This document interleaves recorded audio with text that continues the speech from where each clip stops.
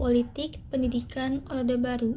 Pada tahun 1965, terdapat Keputusan Presiden Nomor 145 Tahun 1965 yang berisikan tujuan nasional pendidikan era Orde Lama yang cocok dengan Manipur Uzbek.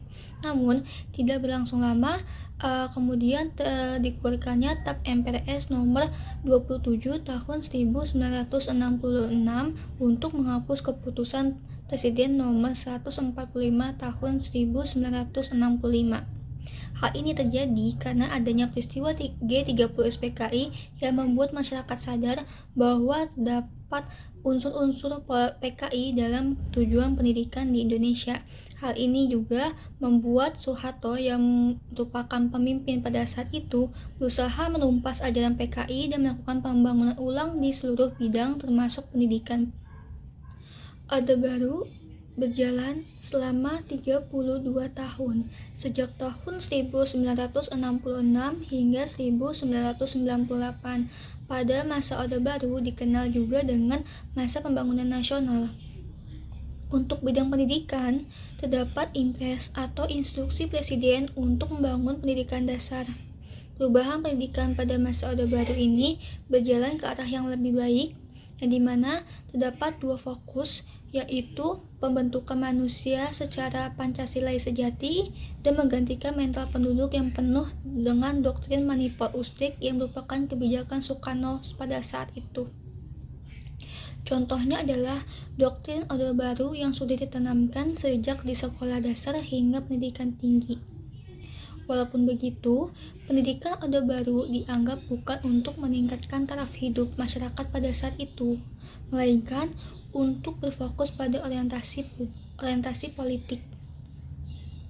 Hingga akhirnya, pemerintah memulai melakukan pemerataan pendidikan sekolah dasar berdasarkan Impres Nomor 10 Tahun 1973 yang memiliki beberapa tujuan.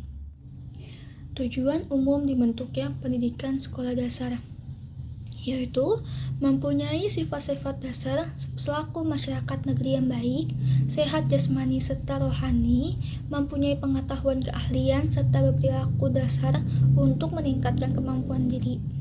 Terus untuk tujuan khususnya dibentuk pendidikan sekolah dasar adalah untuk meningkatkan pengetahuan, keahlian, dan nilai perilaku. Pada bidang pengetahuannya sendiri adalah untuk mempunyai pengetahuan mengenai dasar kewarganegaraan sesuai dengan Pancasila dan Undang-Undang 1945, terus juga memiliki pengetahuan mengenai agama yang dianutnya, dan memiliki pengetahuan mengenai bahasa Indonesia dan penggunaannya pada sehari-hari. Dan untuk keahliannya sendiri itu diharapkan memahami cara belajar yang baik, terus juga terampil memakai bahasa Indonesia, terus juga mempunyai keahlian berolahraga. Dan untuk nilai perilakunya sendiri itu menerima serta melakukan Pancasila serta Undang-Undang 1945 dalam kehidupan sehari-hari, menerima serta melakukan ajaran agama serta keyakinan terhadap Tuhan Yang Maha Esa, terus juga menyayangi sesama manusia, bangsa, lingkungan, dan sekitarnya. Kebijakan pemerintahan Orde Baru terhadap pendidikan merupakan sistem doktrinisasi, ialah suatu sistem yang memaksakan paham-paham pemerintahan Orde Baru supaya tertanam pada benak-benak anak-anak hingga remaja hingga dewasa. Pada pendidikan masa Orde Baru juga dianggap kurang optimal karena tidak berfokus pada kehidupan masyarakat, melainkan berfokus pada politik. Pada kurikulum masa Orde Baru ini terjadi beberapa kali perubahan, yaitu kurikulum 1968, kurikulum 1975, kurikulum 1984, dan kurikulum 1994. Baik, selanjutnya di sini mengenai perkembangan pendidikan masa Orde Baru. Seperti yang kita ketahui, masa pemerintahan Orde Baru itu kan berlangsung sejak 1966 hingga 1998 yang dipimpin oleh Presiden Soeharto. Nah, sebelum kita masuk nih ke pembahasan terkait perkembangan pendidikan masa Orde Baru tersebut, Pertama-tama itu saya akan membahas mengenai 4 fokus utama dari pemerintahan masa Orde Baru ini yang nantinya akan berpengaruh langsung bagi kebijakan pendidikan nasional pada masa itu. Yang pertama di sini ada dilakukannya pembubaran PKI beserta ideologi Marxismenya. Kedua, dilakukannya konsolidasi pemerintahan serta pemurnian Pancasila. Yang ketiga, menghapuskan dualisme dalam kepemimpinan nasional. Untuk itu diadakannya sidang istimewa MPRS tahun 1967 dengan hasil yaitu diangkatnya Presiden Soeharto sebagai presiden, menjabat sebagai presiden, dan juga menghapuskan dualisme penafsiran tentang Pancasila dan Undang-Undang 1945. Dan yang keempat, di sini mengembalikan stabilitas politik dan merencanakan pembangunan. Pembangunan ini dilakukan pada semua bidang, termasuk salah satunya di sini adalah pendidikan. Upaya pembangunan pada bidang pendidikan ini dikarenakan dirasa pada kebijakan yang sebelumnya itu tidak lagi sesuai dengan sistem pemerintahan pada masa Orde Baru ini. Akhirnya, berbagai perubahan dalam pendidikan dilakukan untuk menjadikannya lebih baik. Perubahan itu terlihat mulai dari kurikulumnya, sistem pendidikannya, dan bahkan standar kelulusannya. Di samping itu, terdapat juga sisi negatif dari pendidikan masa Orde Baru ini, dikarenakan sistem pemerintahan yang otoriter menjadikan segala gerak-gerik menjadi serba terbatas. Dengan demikian, pendidikan masa ini tuh dapat dikatakan bukan untuk meningkatkan taraf hidup masyarakat, tetapi malah memaksa rakyatnya untuk taat dan patuh terhadap segala kebijakan pemerintahan pada masa itu. Jika sudah demikian gitu kondisinya, suatu bentuk doktrin yang sama bahkan terdapat pada sistem pendidikan kita diterapkan gitu. Indoktrinisasi ini pada masa kekuasaan Soeharto ditanamkan dari jenjang sekolah dasar hingga pada tingkatan pendidikan tinggi yang seharusnya kan memiliki kebebasan dalam berpikir, terutama bagi para mahasiswa. Kemudian pendidikan pada masa itu juga lebih berfokus pada pengembangan yang bersifat militer. Kemudian mengutip dari pasal 4 ketetapan MPRS nomor 22 MPRS tahun 1966, di dalam bidang pendidikan itu sebetulnya wajib memuat beberapa hal. Yang pertama, mempertinggi mental, moral, budi pekerti, serta menguatkan kepercayaan beragama. Yang kedua, mempertinggi kecerdasan serta keahlian. Yang ketiga, membina atau mengembangkan fisik yang kuat serta sehat. Melalui ketetapan MPRS ini, menjadi indikator berubahnya pendidikan nasional dari Orde Lama mengarah ke Orde Baru. Jadi, pendidikan pada masa Orde Baru ini itu berupaya mengenali dirinya dengan jalur memutus pengaruh PKI serta Soekarno pada masa Orde Lama sebelumnya. Selanjutnya di sini ada beberapa kebijakan pokok pemerintah pada masa Orde Baru di dalam bidang pendidikan. Antara lain yang pertama ada relevansi pendidikan. Relevansi pendidikan itu merupakan penyesuaian isi pendidikan dengan kebutuhan pembangunan terhadap sumber daya manusia yang diperlukan. Kebijakan ini tercantum secara eksplisit muncul pada pelita pertama, kedua, ketiga, keempat, dan kelima. Setelah perluasan kesempatan belajar, sasaran pendidikan selanjutnya itu adalah pemberantasan buta aksara. Maka langkah dari pemerintah yakni dengan membentuk kelompok belajar atau kejar. Melalui kejar ini merupakan sebuah program pengenalan huruf dan angka bagi kelompok masyarakat buta aksara yang berusia dari 10 sampai 45 tahun. Yang kedua, ada pemerataan pendidikan. Kebijakan pemerataan pendidikan ini dilaksanakan melalui wajib belajar sekolah dasar. Maka langkah yang diambil pemerintah adalah pertama-tama menyelenggarakan pendidikan wajib belajar 9 tahun. Namun pada kenyataannya nih pada pemerintahan saat itu sangat sulit untuk menerapkan wajib belajar 9 tahun. Maka direduksilah oleh pemerintah menjadi wajib belajar 6 tahun pada awalnya sebagai permulaan. Program ini kemudian berhasil dilaksanakan dalam waktu kurang dari 10 tahun sehingga program sebelumnya yakni wajib belajar 9 tahun itu oleh pemerintah dirasa sudah bisa untuk diterapkan. Akhirnya, pada tanggal 2 Mei 1994, bertepatan dengan Hari Pendidikan Nasional, Presiden Soeharto mencanangkan wajib belajar 9 tahun. Kebijakan ini diperkuat dengan dikeluarkannya Instruksi Presiden atau Inpres nomor 1 tahun 1994. Dan kedua, pemerintah mengadakan pembangunan SD Inpres, yang mana fokus utama pendidikan saat itu adalah untuk meningkatkan kualitas pendidikan dasar melalui pemberantasan buta huruf.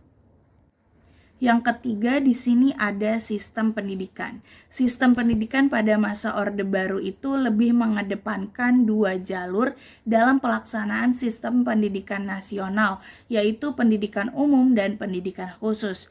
Jalur pendidikan umum adalah jalur pendidikan formal yang terdiri dari pendidikan dasar, SD atau yang sederajat, kemudian pendidikan menengah, SMP hingga SMA atau sederajat, dan pendidikan tinggi atau universitas. Sedangkan pendidikan khusus adalah pendidikan kejuruan yang dibentuk untuk menyiapkan para peserta didik sebelum memasuki dunia lapangan kerja. Pendidikan kejuruan ini dilaksanakan pada tingkat menengah pertama, tingkat menengah atas hingga tingkat tinggi dengan berbagai variasi dan orientasi. Orientasi pendidikan kejuruan ini diarahkan antara lain kepada bidang teknologi, industri, perdagangan, pertanian, kerumah tanggaan, pelayanan jasa, dan lain-lainnya. Dengan adanya UU nomor 2 tahun 1989 tentang sistem pendidikan nasional dan perencanaan pelaksanaan wajib belajar pendidikan dasar 9 tahun tersebut, pendidikan dasar itu meliputi sekolah dasar 6 tahun dan sekolah lanjutan tingkat pertama, sedangkan pendidikan menengah disebut sekolah lanjutan tingkat atas. Maka berarti SLTP bukan lagi bagian dari pendidikan menengah, tetapi hanya lanjutan dari pendidikan sekolah dasar. Itulah perbedaannya dari yang awalnya kemudian diubah berdasarkan UU nomor 2 tahun 1989. Nah, untuk pendidikan dasarnya sendiri ini di dalam UU nomor 20 tahun 2003 tentang sistem pendidikan nasional menyatakan bahwa jenjang pendidikan dasar dan menengah merupakan jenis pendidikan formal untuk peserta didik usia 7 sampai 18 tahun dan sebagai pernyataan dasar untuk pendidikan yang lebih tinggi. Para peserta didik yang telah lulus pada pendidikan dasar dan SLTP kemudian dapat melanjutkan pendidikannya ke pendidikan menengah. Namun tidak setiap peserta didik itu mampu melanjutkan pendidikan tingkat menengah sebab diperlukannya ujian berupa tes dan juga persyaratan untuk mengikuti pendidikan menengah tersebut. Kemudian untuk pendidikan menengah itu sendiri ada tujuan dari pendidikan menengah, yaitu yang pertama tujuan pendidikan menengah umum adalah meningkatkan kecerdasan, pengetahuan, kepribadian, akhlak mulia, serta keterampilan untuk hidup mandiri dan mengikuti pendidikan pada tingkat lebih lanjut. Yang kedua, tujuan pendidikan menengah kejuruan, yakni meningkatkan kecerdasan, pengetahuan, kepribadian, akhlak mulia, serta keterampilan untuk hidup mandiri dan mengikuti pendidikan lebih lanjut sesuai dengan kejuruannya tersebut. Untuk struktur kurikulum SMA ini dibagi ke dalam 2 kelompok, di mana kelas 10-nya itu merupakan program umum yang diikuti oleh seluruh peserta didik, sedangkan kelas 11 dan kelas 12 itu merupakan program penjurusan yang terdiri atas 4 program, yakni IPA, IPS, Bahasa, dan Keagamaan, yang mana merupakan itu khusus untuk madrasah aliyah. Selanjutnya yang keempat di sini ada guru dan peserta. Penyelenggaraan pendidikan pada masa Orde Baru diorientasikan untuk menyokong pembangunan ekonomi. Maka dapat kita gambarkan bahwa peserta didik pada masa ini dibentuk untuk menjadi calon pekerja yang diharapkan dapat turut menggerakkan roda perekonomian negara setelah mereka lulus sekolah nanti, dan kelak akan berperan sebagai alat penguasa dalam menentukan arah kebijakan negara. Dan yang kelima di sini ada kurikulum pendidikan. Kurikulum di Indonesia ini terus mengalami perkembangan dengan tujuan meningkatkan kualitas proses dan hasil belajar yang ada di sekolah. Kurikulum sebagai seperangkat rencana pendidikan perlu dikembangkan secara dinamis sesuai dengan tuntutan dan perubahan yang tengah terjadi di masyarakat. Pada dasarnya, kurikulum ini harus bersifat fleksibel dan dinamis, mengikuti perubahan serta perkembangan zaman. Hal ini penting agar terbuka kesempatan bagi guru untuk memberikan bahan pengajaran yang penting dan diperlukan bagi siswanya. Di sini ada beberapa kurikulum, perkembangan kurikulum yang ada di Indonesia. Yang pertama ada kurikulum 1968. Kurikulum ini sebenarnya melanjutkan kurikulum 1964 yang merupakan warisan dari masa pemerintahan Orde Lama. Perubahan yang dilakukan itu berupa pergantian struktur kurikulum dari Pancawardana menjadi pembinaan jiwa Pancasila, pengetahuan dasar, dan kecakapan khusus. Pada masa Orde Baru ini mengklaim bahwa kurikulum 1968 merupakan perwujudan dari perubahan orientasi pada pelaksanaan UUD 1945 secara murni dan konsekuen. Kurikulum 1968 ini juga merupakan awal dimasukkannya konsep-konsep pedagogis meskipun tetap berada di bawah pengawasan pemerintah. Yang kedua ada kurikulum 1975. Kurikulum ini berupaya agar pendidikan lebih efektif dan efisien berdasarkan MBO atau Management by Objective. Metode, materi, dan tujuan pengajaran ini dirumuskan secara detail dalam prosedur pengembangan sistem instruksional atau PPSI, atau yang kemudian dikenal dengan istilah satuan pelajaran, yaitu rencana pelajaran setiap satuan bahasan. Menurut Asfi Warman Adam dalam Sugiono pada tahun 2017, ia menekankan bahwa pada kurikulum 1975, khususnya pada pendidikan sejarah, peserta didik itu harus diajarkan untuk menjiwai nilai-nilai Pancasila dan UUD 1945. Namun saat proses penggodokan kurikulum ini, beberapa pihak juga meminta agar kurikulum 1975 juga memuat sejarah nasional, lagu-lagu perjuangan, kisah-kisah kepahlawanan, bahkan hingga pelajaran tentang pertahanan dan strategi nasional. Selanjutnya yang ketiga ada kurikulum 1984. Kurikulum 1984 ini lebih mengedepankan proses skill approach yang dianggap lebih penting dalam pelaksanaan pendidikan. Kurikulum ini sering juga disebut kurikulum 1975 yang disempurnakan. Peran mahasiswa dalam kurikulum ini itu menjadi mengamati sesuatu, mengelompokkan, mendiskusikan, hingga melaporkan. Model ini disebut cara belajar siswa aktif atau CBSA, atau juga disebut Student Active Learning atau SAL. Kemudian yang keempat, ada kurikulum 1994. Kurikulum ini merupakan perpaduan dari kurikulum terdahulunya, terutama dari kurikulum 1975 dan 1984. Pengembangan kurikulum 1994 ini meneruskan proses skill approach atau keterampilan proses serta pendekatan belajar aktif. Kurikulum 1994 ini dinilai sebagai penambah beban, dinilai juga secara negatif, yang mana merupakan sebagai penambah beban belajar siswa karena adanya penambahan mata pelajaran yang cukup signifikan, termasuk muatan lokal maupun muatan nasional. Faktor penyeragaman pendidikan di Indonesia. Nah, faktor-faktor apa aja sih yang mempengaruhi sistem pendidikan di Indonesia? Yang pertama itu ada kontrol pemerintah, di mana kontrol pemerintah menjadi faktor paling utama dalam melakukan penyeragaman sistem pendidikan di Indonesia, di mana di bawah pimpinan Presiden Soeharto, sistem pendidikan di Indonesia ini menjadi seragam, mulai dari kurikulum, buku teks, dan pengajaran pada setiap tingkatan pendidikan di Indonesia, di mana ini menjadi kontrol pemerintah saat sistem pendidikan di Indonesia ini. Nah, dalam hal ini pemerintah memiliki kekuatan yang kuat dalam mengawasi sistem pendidikan di Indonesia. Kontrol pemerintah dalam pendidikan dilihat pada penentuan kurikulum, buku teks, dan pengajaran di setiap tingkatan di Indonesia. Nah, yang kedua ini ada pembatasan ideologi, di mana pada saat itu pemerintahan Orde Baru secara ketat mengawasi dan mengendalikan tentang politik di kalangan mahasiswa dan dosen.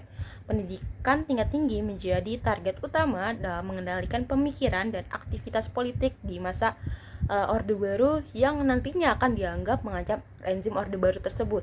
Nah, dalam hal ini kebebasan berpendapat atau berkomentar terhadap sistem pemerintahan ini tidak sesuai dengan demokrasi, di mana pembatasan ideologi ini dirasa perlu untuk mencegah hal-hal yang akan merusak tatanan pada masa Orde Baru di Indonesia saat itu. 3. Penekanan disiplin dan tata tertib. Pada masa pemerintahan Orde Baru, pemerintah menekankan disiplin dan tata tertib di lingkungan lembaga-lembaga pendidikan. Nah, tak segan para pelanggar tersebut dihukum keras oleh pemerintahan masa Orde Baru. Selain dengan pembebasan politik, penekanan pada disiplin dan tata tertib pada masa Orde Baru menjadi tolak ukur dalam penyelenggaraan di pendidikan di Indonesia. Nah, penekanan pada disiplin dan tata tertib ini dianggap sebagai penyeragaman terhadap sistem pendidikan saat itu untuk menjaga sistem pemerintahan. Nah, yang keempat ini ada penekanan pada patriotisme dan kesetiaan. Kurikulum pendidikan juga menekankan pentingnya patriotisme dan kesetiaan kepada pemerintah serta rasa cinta kepada negara. Nah, hal ini dimaksudkan untuk menghindari potensi perlawanan terhadap pemerintahan. Dalam hal ini, adanya rasa kesetiaan terhadap pemerintah saat itu untuk menjaga negara. Maka, pendidikan saat itu sangat menekankan rasa nasionalisme, cinta tanah air dengan negara dan kesetiaannya pada pemerintahan pada masa Orde Baru.